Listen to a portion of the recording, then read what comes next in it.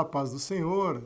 Participe do 21º Seminário de EBD da IEADSE com o tema Educadores e Líderes de Excelência.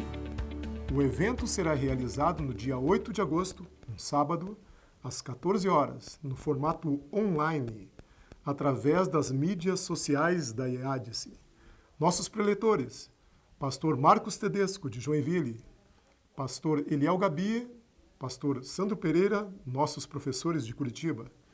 As inscrições são gratuitas e darão direito a certificado de participação. E os inscritos ainda concorrerão a sorteio de brindes, diversos brindes. Esse seminário é para você, professor, aluno, líder. Vamos aproveitar este período para nos aprimorarmos, buscando ser educadores e líderes de excelência. Vamos nos inspirar no Mestre por excelência, o Senhor Jesus, que enquanto falava, os corações dos discípulos ardiam. Maiores informações no site da igreja, assembleiadedeus.org.br, ou ainda no blog da EBD, ebdadcuritiba.blogspot.com, ou ainda com seu superintendente de EBD ou o seu dirigente de congregação. Faça já a sua inscrição. Te esperamos lá. Deus te abençoe. A paz do Senhor a todos. Só reforçando, você que é aluno, professor, superintendente da Escola Bíblica Dominical, ou mesmo aquele que gosta de ver o ensino da Palavra de Deus atingir um alto nível na igreja, é convidado para participar do 21º Seminário da Escola Bíblica Dominical, que esse ano será totalmente virtual. Como você já viu no vídeo que acabamos de apresentar, nós reiteramos aqui para que você não deixe de participar deste seminário. Hoje nós estudaremos a lição 3, que abre o segundo bloco de assuntos desse trimestre. No primeiro bloco, tratamos do avivamento espiritual e de suas características. Nesse segundo bloco, que abrange as lições 3, 4 e 5, vamos tratar dos fatos relacionados à reconstrução do templo. Esses fatos estão narrados nos primeiros capítulos do livro de Esdras.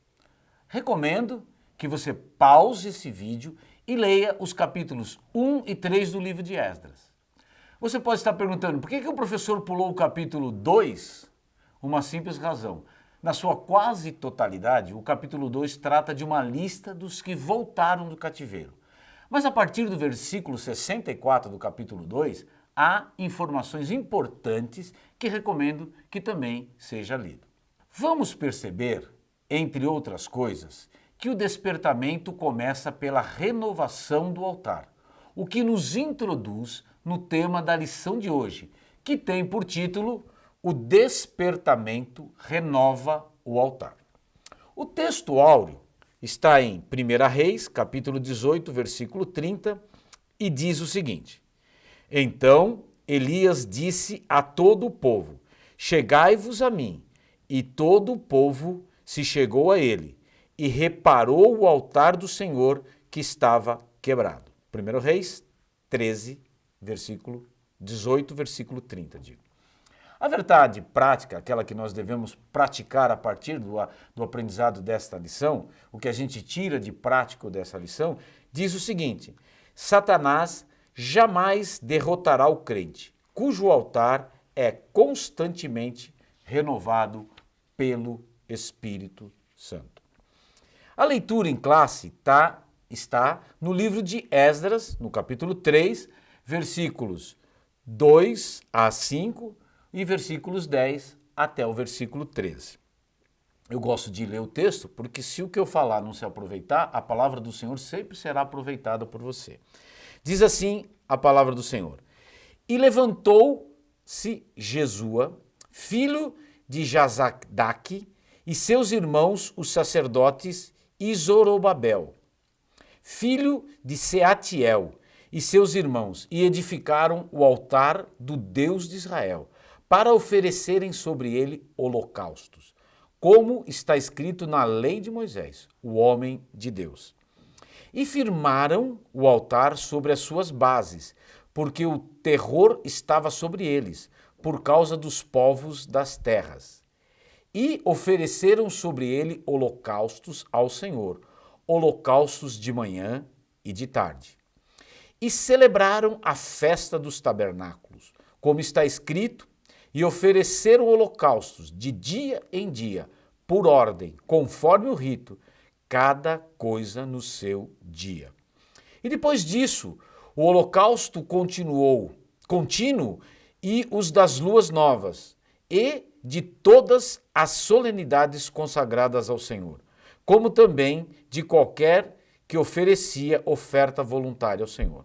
Quando, pois, os edificadores lançaram os alicerces do templo do Senhor, então apresentaram-se os sacerdotes já paramentados e com trombetas, e os levitas, filhos de Asaf, com saltérios, para louvarem ao Senhor, conforme a instituição de Davi, rei de Israel. Versículo 11, e cantavam os reveses, louvando e celebrando ao Senhor, porque é bom, porque a sua benignidade dura para sempre sobre Israel. E todo o povo jubilou com grande júbilo, quando louvou o Senhor pela fundação da casa do Senhor. Porém, muitos dos sacerdotes e levitas e chefe dos pais, já velhos, que viram a primeira casa sobre o seu fundamento, vendo perante os seus olhos esta casa, choraram em alta voz, mas muitos levantaram as vozes com júbilo e com alegria, de maneira que não discernia o povo as vozes de alegria das vozes do choro do povo, porque o povo jubilava com tão grande júbilo que as vozes se ouviam de muito longe. Na aula de hoje, temos 3 objetivos específicos que também fazem parte da nossa lição. Elucidar aos alunos o significado do altar para o antigo pacto. Entender que Cristo é o centro da nossa comunhão com Deus. E comprovar que nem todos os despertamentos de hoje têm as características mencionadas de um verdadeiro despertamento. Como introdução, eu quero passar por algo que, pela falta de tempo, acabamos não mencionando, que é a leitura diária proposta pela lição. Ela nos faz lembrar do altar das vidas de Noé, Abraão, Josué, Gideão e Davi. E, finalmente, o altar na vida da igreja. Se você não tem a revista, ainda dá tempo de comprar. Adquira o hábito de ler a revista toda semana e isso vai manter você mais instruído na palavra de Deus. Se você gosta de sistemas eletrônicos, eu estou aqui com um iPad e aqui eu vou tentar fazer uma imagem aqui que você consegue ver. O texto da lição, está aqui o título da lição, e ele tem um recurso muito interessante. Por exemplo, eu primeiro posso ampliar a letra, assim, ela fica grande, tá? Mas aqui, ó, tem um versículo, por exemplo, segunda, Gênesis 8 e 20, o altar na vida de Noé. Se eu clico aqui, ó, vai aparecer o texto bíblico mencionado. Então, é um recurso muito bom que em qualquer parte da revista que você usar, por exemplo, aqui está Esdras 3 e 3, ó, tá indicando aqui. Eu vou clicar aqui e vai abrir um box com o texto de Esdras. Se você quiser o capítulo inteiro, você clica aqui no cantinho.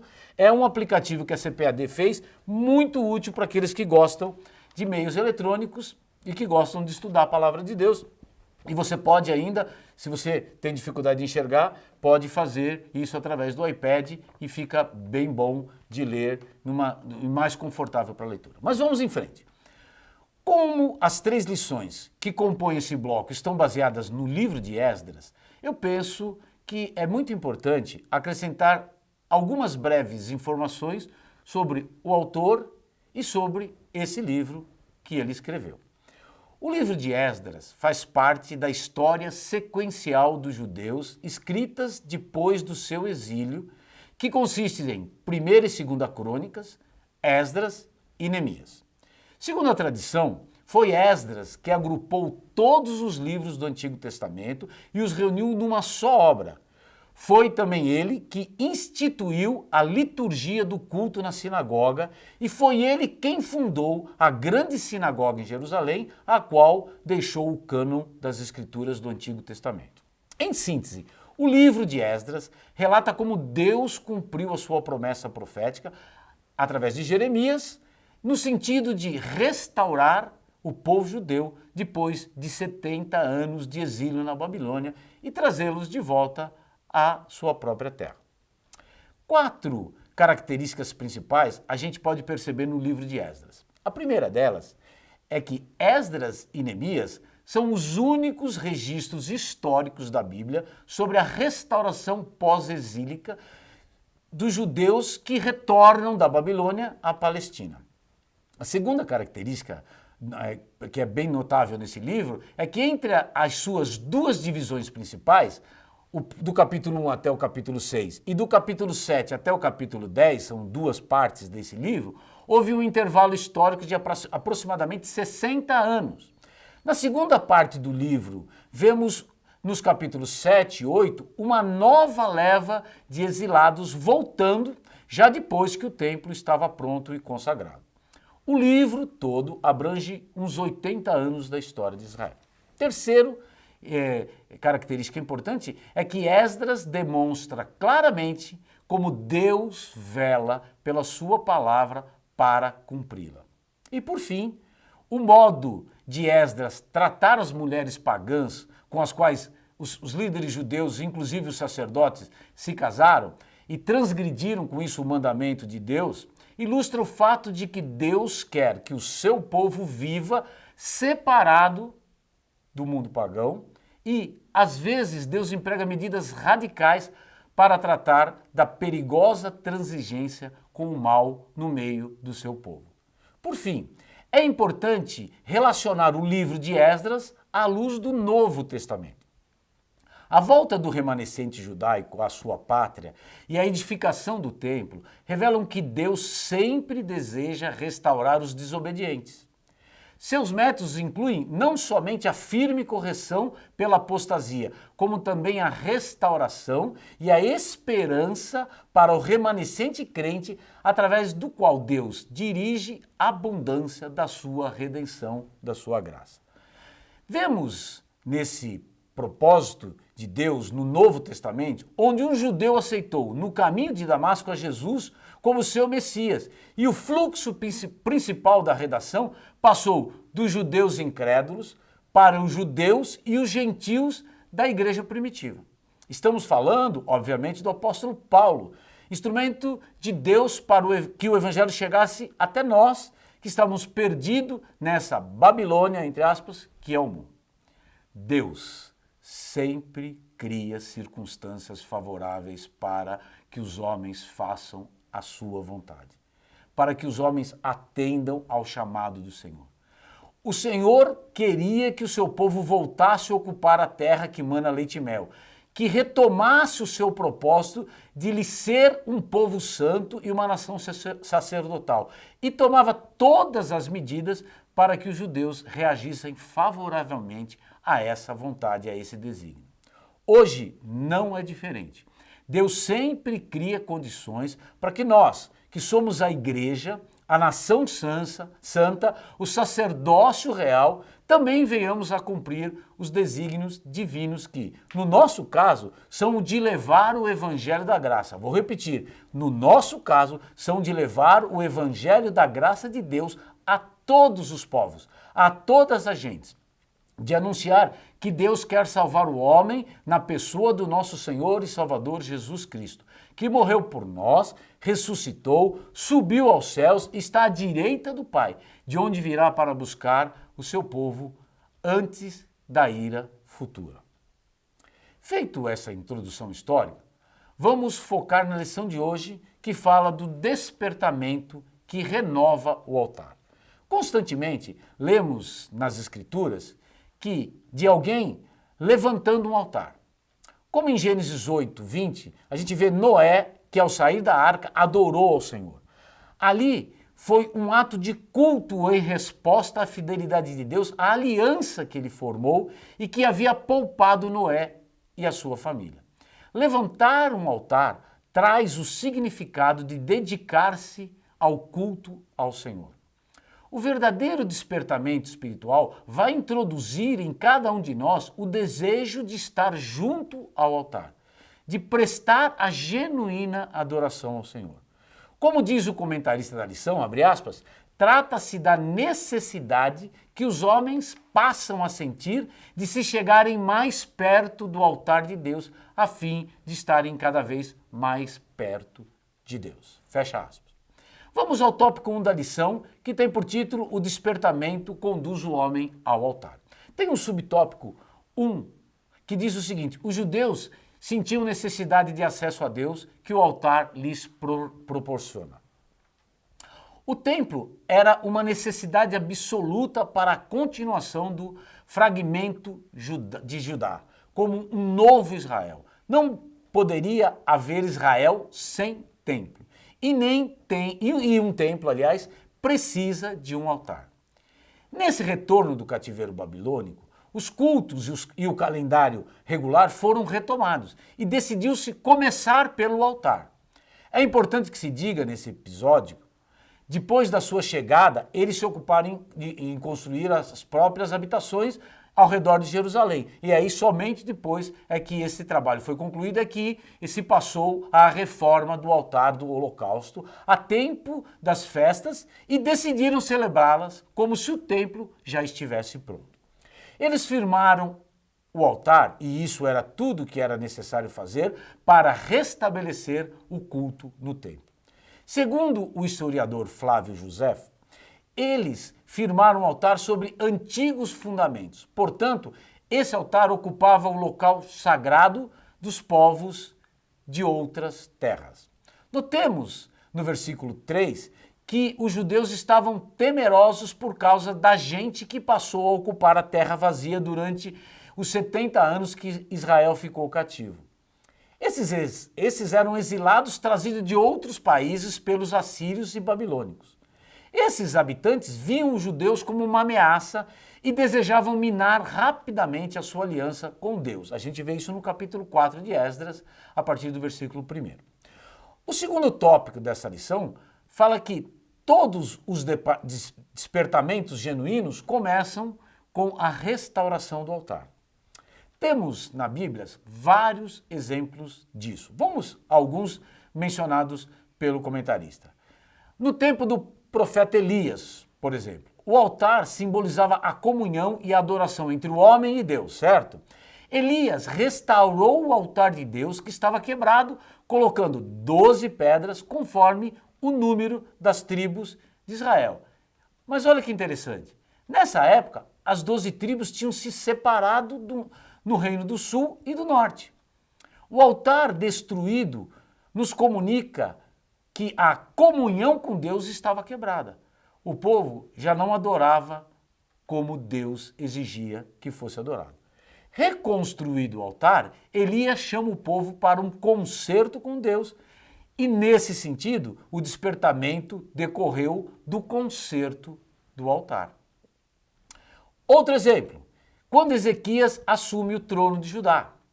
Ezequias sabia que um despertar religioso voltado para Deus afastaria a sua ira de Judá, que havia abandonado o verdadeiro culto a Deus. Então, ele se posicionou para retificar a política do seu pai, Acás, e para reparar o templo e retomar o culto de forma correta no templo, conforme a orientação de Deus inserida na sua palavra. É importante relembrar que quando Acás viajou para Damasco para se encontrar com o rei Tiglat-Pileser III, ele viu um grande altar que provavelmente era assírio. Acás enviou um esboço desse altar a Urias, o sumo sacerdote em Jerusalém, e Urias construiu um altar exatamente igual. A grave iniquidade que havia nisto era mexer nas instalações do templo, cujos desenhos haviam sido dados por Deus, e mudá-las de acordo com o gosto pessoal. Era o mesmo que construir um ídolo dentro do templo para agraciar ao rei ou agradar ao rei pagão da Síria, a quem Acais servia em vez de servir a Deus. Quando, então, os sacerdotes sacrificavam sobre o altar santificado, começou um novo cântico na casa de Deus. O despertamento levou à separação do altar. O novo altar gerou um novo louvor. O altar restaurado gera um novo louvor e uma nova adoração. Outra coisa, eles construíram o altar sobre bases antigas. Como já dissemos, quando os judeus voltaram, construíram um altar sobre as suas antigas bases, do modo como manda a lei lá em Esdras 3:3, e sacrificavam holocaustos ao Senhor.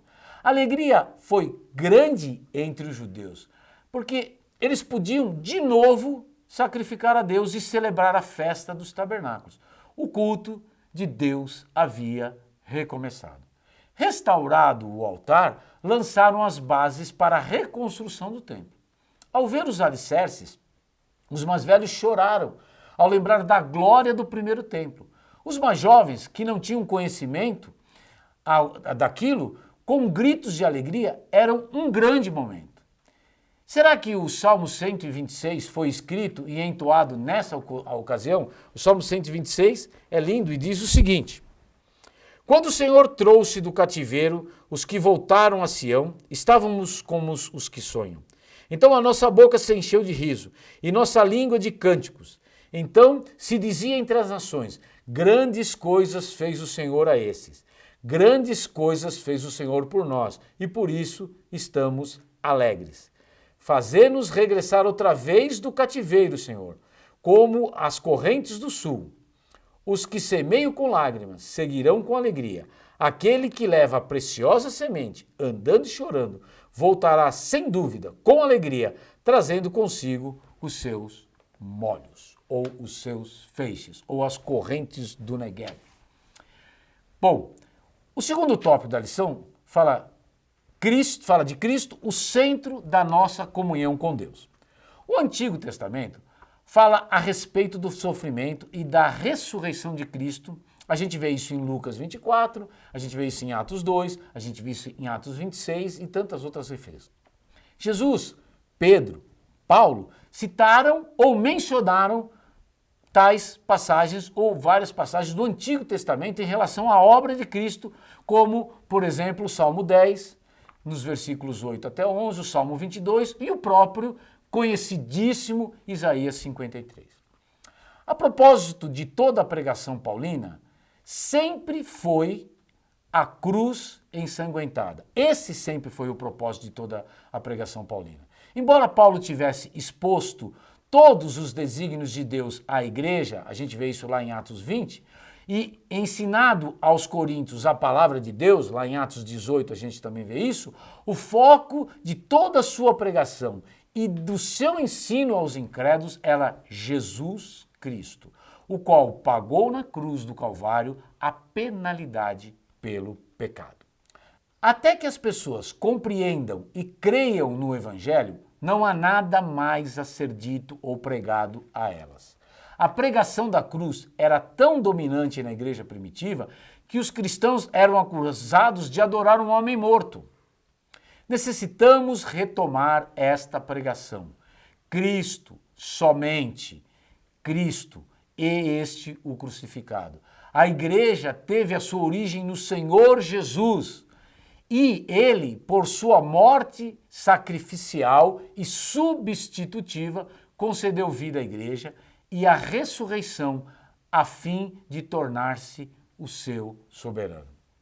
É importante caracterizar que o ser humano reconcilia-se com Deus quando este o restaura a um relacionamento justo com ele por meio de Jesus Cristo, como citado em Pedro no capítulo 2. Isso é somente para aqueles que creem.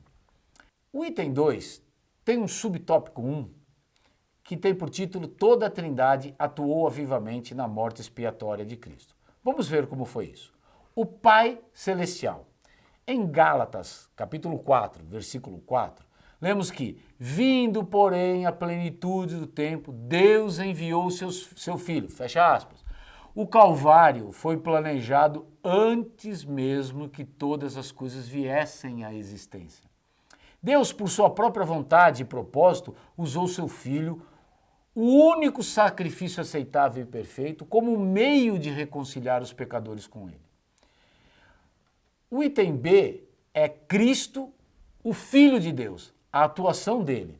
Jesus é o supremo exemplo de um amor altruísta pelos pecadores perdidos. Ele tomou sobre si o pecado do ser humano e deu a sua própria vida para que as pessoas pudessem ser redimidas de seus pecados, recebessem uma natureza nova e santa e herdassem a vida eterna. A oferta de Cristo de si mesmo pelo ser humano caído agradou e glorificou ao Pai Celestial. Por quê? Porque demonstrou, do modo mais completo e perfeito, o soberano, perfeito, incondicional e divino amor de Deus. E a atuação do Espírito Santo. O Espírito Santo está diretamente envolvido na obra de salvação. A eterna redenção e a eterna herança de Cristo, que Cristo alcançou por meio da sua morte sacrificial. Em Hebreus 9,14, texto bem conhecido, diz que, abre aspas, muito mais o sangue de Cristo, que pelo Espírito eterno a si mesmo se ofereceu sem mácula a Deus, purificará a nossa consciência de obras mortas para servirmos ao Deus vivo. Fecha aspas. O Espírito Santo ajudou o Filho a vencer todos os obstáculos que se levantaram contra ele até chegar à cruz. Foi pelo Espírito Santo que Jesus se ofereceu a si mesmo, imaculado a Deus. E esse mesmo Espírito ajuda a mim e a você. O item 2 tem como subtópico 2, o Espírito Santo quer, pelo despertamento, mostrar aos homens a grande vitória de Jesus no Gólgota. Não basta entender, é preciso experimentar a transformação, provar o dom celestial. E é o Espírito Santo, o autor da perfeita iluminação do entendimento. Ele é o agente da regeneração. E essa só pode vir pela pregação do Evangelho. Primeira coisa que a gente tem que entender é que o Espírito Santo revela as coisas. Em Efésios 1:17, no versículo 19 também no versículo 20, Paulo não ora para que o poder de Deus seja dado aos cristãos, mas para que eles se conscientizem do poder que já possuem em Cristo e façam uso dele. Paulo estava orando e pedindo que Deus conceda aos crentes espírito de sabedoria, coração.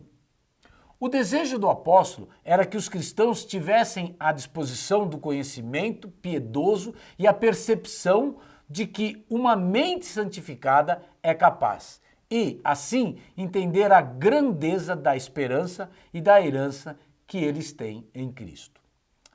É Deus Pai, através do Espírito Santo, quem abre os nossos olhos para o pleno significado das Escrituras e nos revela quem Jesus é de fato, tal qual ocorreu com Pedro em Mateus 16.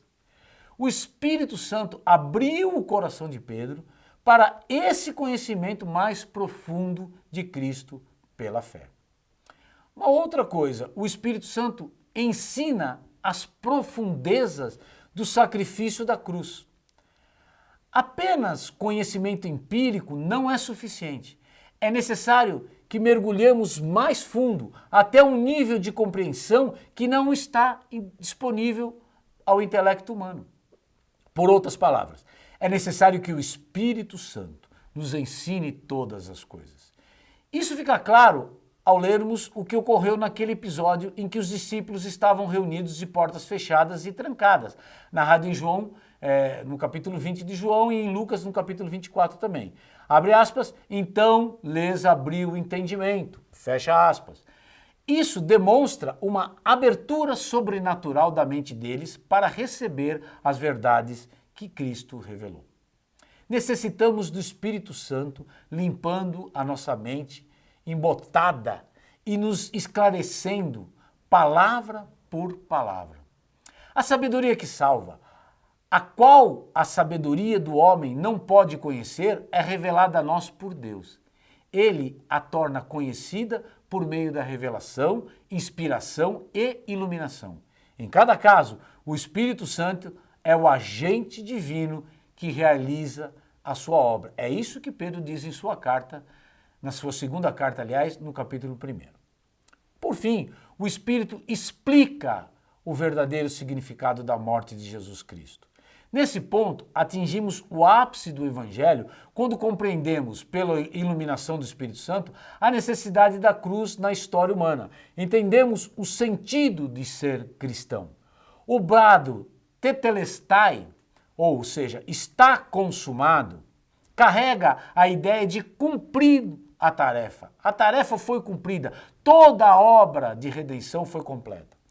Ao render o seu espírito, a cortina que separava o lugar santo dos santos rasgou-se do alto até embaixo. O rasgar o véu significou que o caminho para a presença de Deus estava agora aberto para todos por meio de um novo e vivo caminho. O fato dele ter se rasgado do alto a baixo mostra que não foi um homem que o cortou, mas sim o próprio Deus. Embora eu tenha dito que era o último, ainda tem mais uma coisa que o Espírito Santo faz. Ele penetra todas as coisas. Por meio do Espírito Santo, Deus revelou a sua verdade, a verdade que salva. Somente o Espírito é qualificado porque ele sabe tudo o que Deus sabe. A pura e reluzente luz da palavra de Deus revela todos os segredos do pecado. Assim mesmo, como experimentou Isaías e lamentou, então disse eu, abre aspas, ai de mim, estou perdido porque sou um homem de lábios impuros. Está lá no capítulo 6 de Isaías. Se os lábios de Isaías estavam impuros, também o coração estava impuro. A visão da santidade de Deus fez o profeta lembrar-se de maneira muito intensa da sua própria indignidade, que é merecedora de condenação. Essa mesma experiência teve Jó lá no capítulo 42 e Pedro no capítulo 5 de Lucas. Suas mentes lhe foram reveladas e tiveram o mesmo sentimento a respeito de si mesmos, quando foram confrontados com a presença do Senhor. Precisamos urgentemente experimentar algo tão intenso assim que nos deixe dolorosamente conscientes do nosso próprio pecado e nos quebrante, como Isaías fala lá no capítulo 66. O arrependimento é doloroso, mas é muito necessário.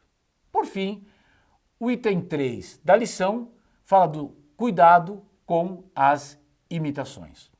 Vou mencionar mais uma vez o comentarista da lição.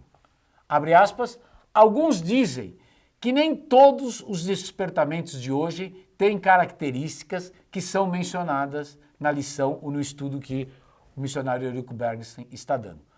Concordamos plenamente, já que no Templo dos Apóstolos havia movimentos que realmente tinham uma aparência de sabedoria em devoção voluntária, porém não eram de valor algum, senão para a satisfação da carne. A gente vai ver Colossenses 2:23.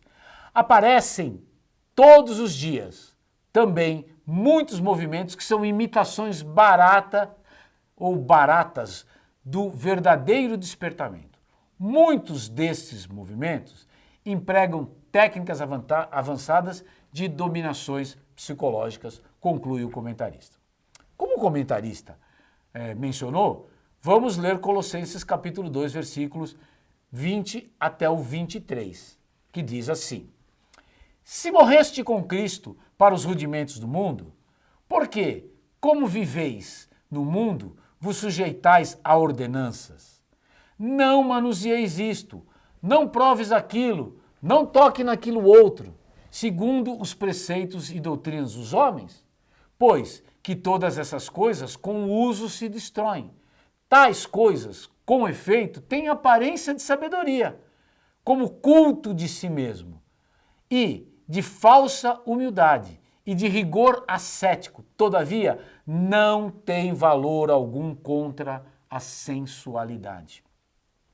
O texto expressa claramente uma advertência contra uma falsa santidade buscada a fim de obter a aprovação espiritual. Paulo destaca a futilidade da tentativa de alcançar a santidade mediante uma rigorosa negligência de si mesmo, de autonegação e até mesmo do castigo auto-infligido. Esse tipo de santidade não tem poder para restringir o pecado ou levar alguém a Deus. É coerente que tenhamos um cuidado razoável com o próprio corpo, bem como certa disciplina a fim de glorificar a Cristo. Não de forma legalista, como se fossem obras. Os excessos legalistas servem somente para satisfazer a carne, é o que ensina Paulo. Com muita frequência, os que se deixam levar pelo legalismo buscam apenas fazer uma demonstração pública de sua suposta santidade. A gente vê lá em Mateus 6 isso mostrado pelo próprio Cristo. Interessante a assertiva do missionário Eurico Bergstein na introdução dessa lição. Ele abre aspas, ele fala da necessidade que os homens passam a sentir de se chegarem mais perto do altar de Deus. De fato, a santidade só é possível de dentro para fora. Esse desejo é causado pelo Espírito Santo que habita em nós. O resto não passa de imitação, como bem finaliza o missionário Eurico Bergstein. Encerro essa lição fazendo uma pergunta. Fazer a obra de Deus tem oposição? É o que veremos na próxima lição com o professor e pastor Sandro Pereira. Que o nosso bom Deus lhe abençoe em Cristo Jesus e estamos esperando que você continue acompanhando essas aulas online, mas também que você não as retenha para você apenas, mas compartilhe essa aula com os seus amigos, crentes e não crentes, para que a palavra de Deus seja propagada e difundida a cada dia mais. Uma semana abençoada para você e a sua família em Cristo Jesus.